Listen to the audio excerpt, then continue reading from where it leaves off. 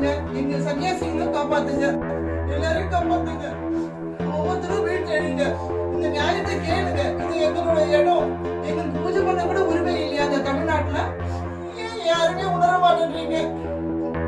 யாருமே எதுவும் கேட்க மாட்டேன்றீங்க? எனக்கு என்ன இருக்காதுங்க, இது நாளைக்கு ஒவ்வொரு வீட்லயும் உங்க வீட்லயும் நடக்கிறதுக்கு வாய்ப்பு இருக்கு.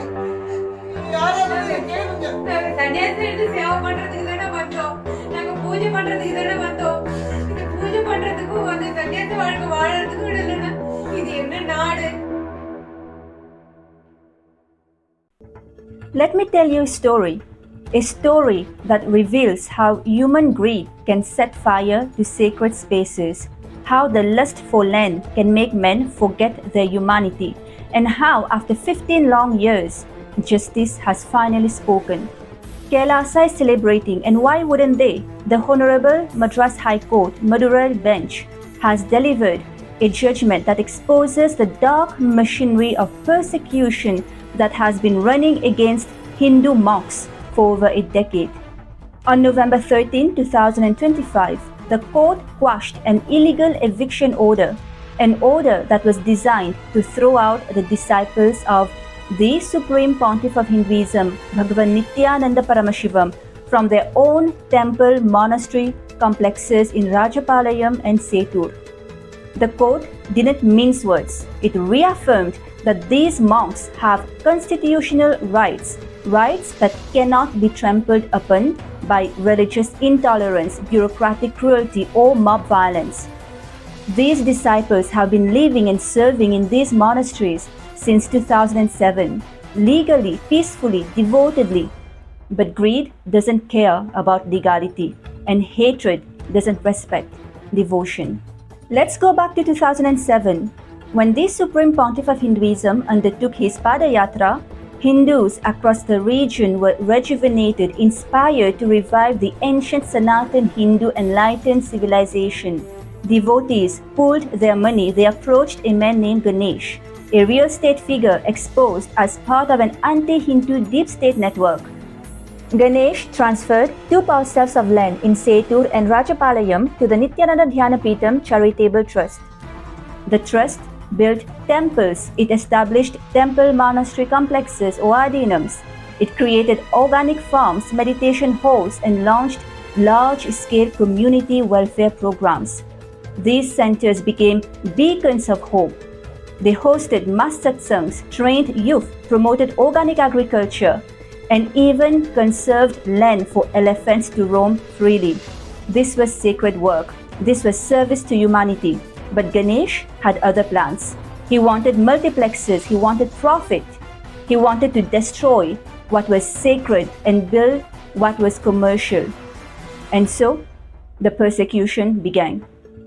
In 2010, Ganesh tried to illegally cancel the registered deeds that are irrevocable.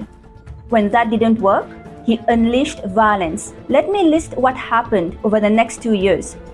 Temple walls were vandalized. Deities and sacred Hindu symbols were destroyed. Bowels were blocked. Monks were physically assaulted. Temple jewels and puja items were looted. In January 2012, a brahmachari monk was violently attacked and subjected to caste-based abuse. Volunteers were beaten. The temple was looted overnight. Despite all this, a 2012 court ruling reaffirmed the trust's legal ownership.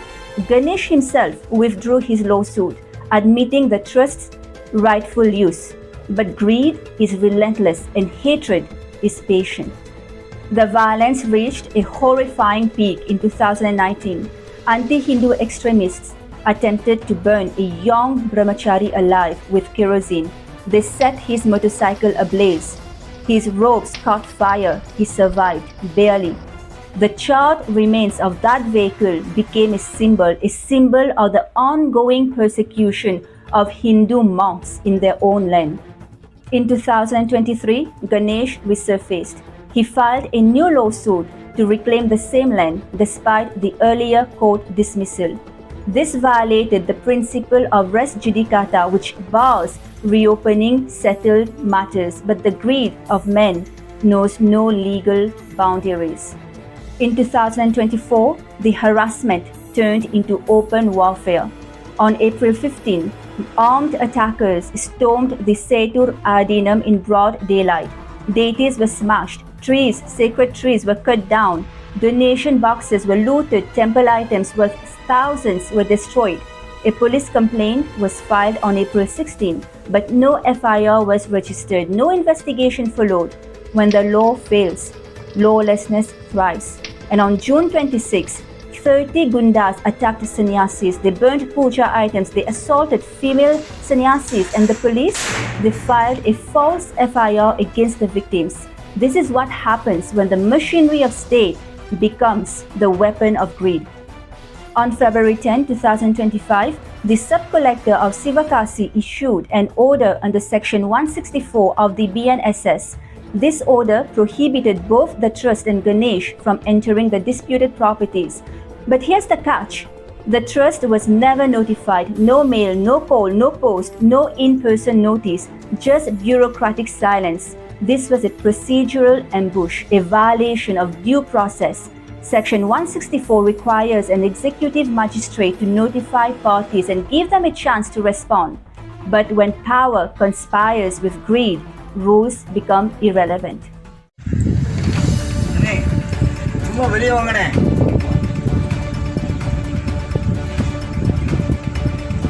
நான் என்னைய 4 பேர் அப்படி ஒரு கால் ஒரு கை அப்படி தூக்கிட்டு கொண்டு எடுத்துட்டு வெளியே போட்டாங்க. ஐயா என் ஆத்மா நீங்கள் எடுத்துகிட்டு போகிறீங்க, கொஞ்சம் வெயிட் பண்ணீங்க கேட்க ரொம்ப போலீஸ் ஆகட்டும் அங்கே இருக்கிறவங்க எல்லாரும் அப்படி தூக்கி போட்டாங்க. இப்போ நாங்கள் பூஜை பண்ணிட்டு இருக்கோம். உள்ள வந்து இருக்காங்க, அப்படி கிட்டவாட்டே பேசிட்டு கதவை லாக் பண்ணிட்டு போகிறாங்க.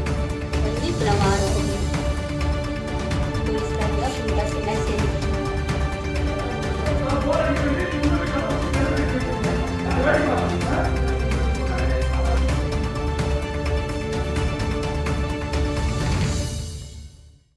On March 22nd, police and gundas tortured the administrator of the temple. They crushed her hand. They kidnapped her 2 minor daughters. They locked 5 female sannyasis in the temple's sanctum. Without food, without water, they cut sacred Rudraksha malas and Mangalyam threads. They stripped female sannyasis naked under the guise of searchers. They illegally arrested 8 trust members and forced false confessions of trespassing, despite the trust's legal ownership. On March 24, Setur police defied a court-ordered status quo. They broke temple doors. They burned sacred Hindu texts. They stole temple items. This is not just persecution. This is barbarism. But the truth has won. The High Court judgment is a decisive turning point. The court ruled that the sub-collector's eviction order was illegal. It reaffirmed that the trust possession since 2007 remains valid and lawful. For disciples who have endured 15 years of violence, assassination attempts, arson, looting, and legal harassment, this ruling is being celebrated as a long-awaited victory for religious freedom. But let me ask you this. Why did it take 15 years? Why did monks have to face violence, humiliation, and torture before the system finally woke up? Why does the greed of one man get to destroy the peace of thousands? And why, in a country that claims to uphold the rule of law, do the guardians of law sometimes become the instruments of injustice? Truth has won, but the scars remain. And the question lingers, how many more battles must be fought before justice becomes the norm, not the exception? This is Vijayapriya Nityananda, and this is the story of Kailasa's long fight for justice, a fight that reminds us that when truth stands firm, even the machinery of greed must bow.